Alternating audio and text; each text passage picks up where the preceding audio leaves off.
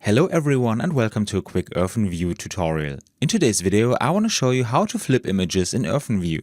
This is actually quite simple. To do this I first open IrfanView and I have already inserted an image here.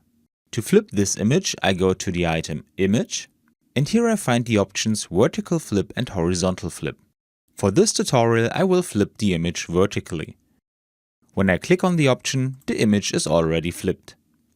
If I don't always want to go to the menu, I can also do this using the shortcuts. These are V and H. I can also find them next to the respective option. And that's all you need to know. I hope you enjoyed the video and I will see you again in the next tutorial.